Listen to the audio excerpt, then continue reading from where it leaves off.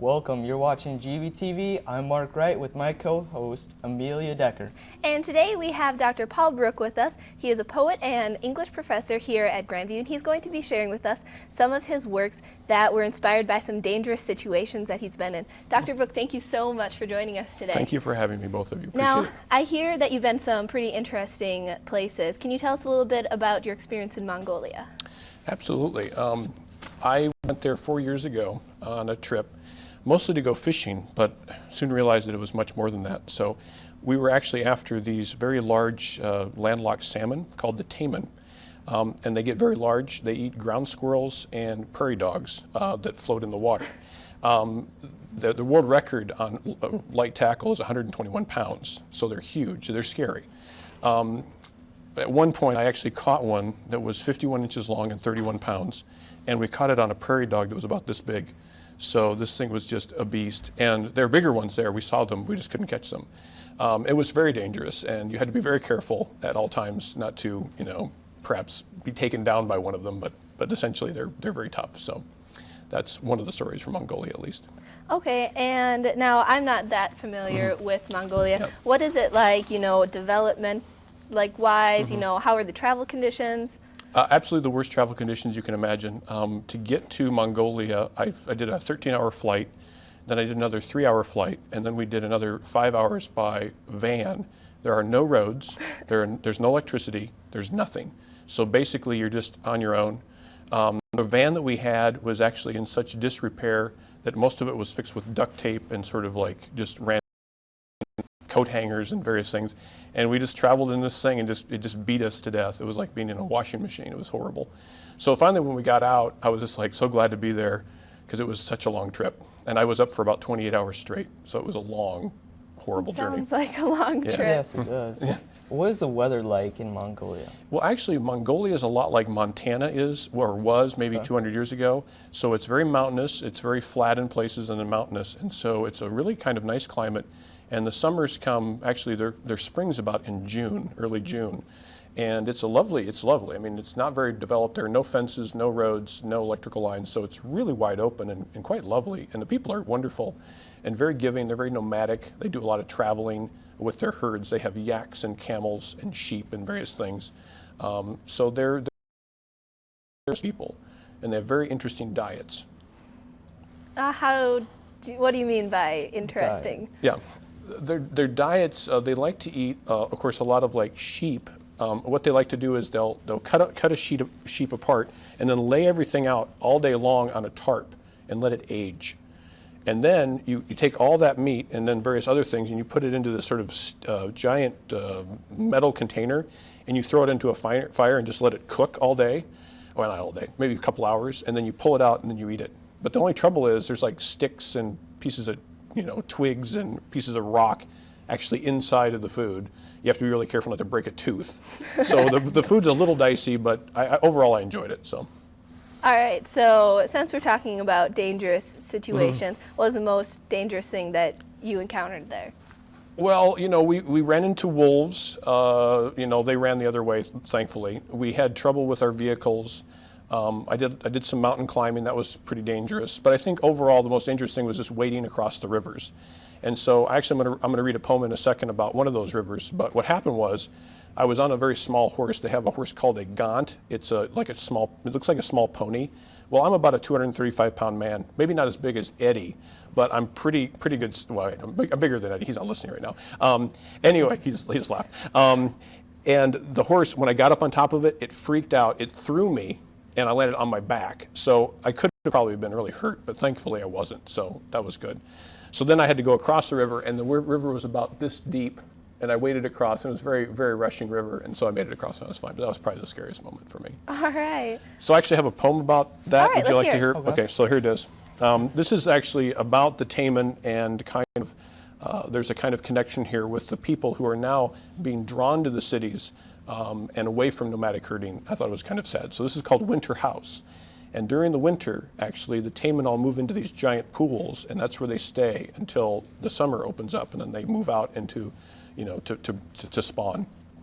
All summer long, the men fish for the taimen, hand-lining with 100-pound test and dead prairie dogs. Bored men on motorcycles prowl the largest pools, hopeful for huge fish. They spot them from the cliffs and know their exact location. Usually, the taimen falls victim to the easy meal or is dynamited. The taimen are gutted and eaten, and each year, fewer and fewer return to the winter house. Each day in Ulaanbaatar, herders arrive in the city, having sold all their livestock, their tools, and even their gears. They buy cabs and rent government-built apartments heated with steam. They are teased by nightclubs and young women in blue jeans and internet cafes. Some nights they yearn for the open sky, the crystallized breath of their horse, but there's no turning back, and each day more and more men arrive. Thank you. Now, you've also done some traveling in Costa Rica, correct? That is correct. All right, tell us a little bit about that. What brought you there? Well, we first decided we were going to do some study abroad trips with students, and so my wife was there to scout out locations, which was a lot of fun. The only trouble was we didn't realize that there was going to be this huge banana plantation strike, and so all the roads, actually all the truckers decided to lock the roads up by just parking their trucks in the middle of the road. So basically we couldn't go anywhere. So I told my wife, I have this idea, so I started traveling the back roads, which was probably a mistake.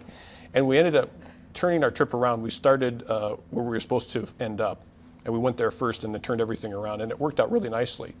But the trouble with Costa Rica is you have the most poisonous snakes, except probably the Amazon. You've got lots of wild animals running around. You've got treacherous kinds of chemicals in all the plants. My poor wife, she got this horrible case of poison ivy, over 85% of her body. It was absolutely terrible. We had to take her to the physician. Of course, they have national health care there, so she was able to get help, and we got her better, but we're going to have to go home. So it was pretty bad, yeah. You said you traveled with students. How was that different from Mongolia?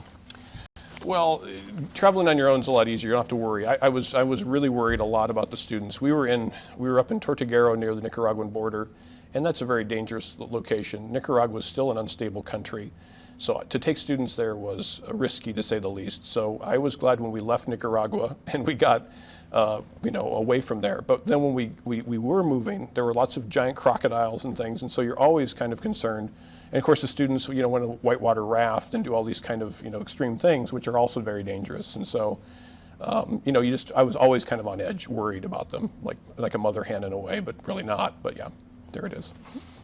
So just kind of in respect to the terrain and area, how is Costa Rica different from Mongolia? Well, it's very mountainous, it's very rugged. There's lots of just these trails that are very thin with, up and down. So it's very rigorous. There's just a lot more that can go wrong. You can fall easily, trip on a route. I mean, there's just lots of things that can go wrong. So. All right, wonderful. And do you have a poem about that? I do. This one's actually a little kind of less uplifting than the last one, although that wasn't uplifting at all. Let's see if I can. And what I based this on was when we were there, we had a student who was actually bitten by a bullet ant. Do you know what that is? No. A bullet ant is an ant that's about this long, and when it bites you, it feels like you've been shot with a bullet. So this student who was with us, her name was Heather, and I think she was actually a comm major. She's still alive. She actually got bit. She had 4 of them on her, and one of them had bitten her in the hip. And it was like she had been in a gunfight. She was just screaming her head off, and we're just like freaking out. So I went over and brushed all the ants. She'd been wearing a pair of black pants. Evidently they were attracted to black, so we would be in trouble, of course. So I brushed the ants off of her, and then the guide that was with us, his name was Jose. He was unbelievable. He rushed out into the forest, and I'm like, where's he going? I had no idea. He was gone for like 2 minutes. He came back with this leaf, and he rubbed it on the wound, and instantly she was fine. It was pretty cool. But she was freaked out. And then she's like, get me the hell out of here. So she wanted to go. But I started thinking about that event, and I thought, well, recently my father-in-law died, and I really wanted to write a poem and kind of pull that whole experience together. So in a way, I'm a poet, but I pull in different stuff. So this is called Sombria de Pobre, which means Bushman's umbrella. And this is just a short poem about kind of the death of my father-in-law and kind of what it meant to me. It's been dry for days, then it downpours, a plague of drops hard like metallic beetles. I settle under a poor man's umbrella, a sturdy green roof against the unexpectedness of this storm. There is only rain and absence.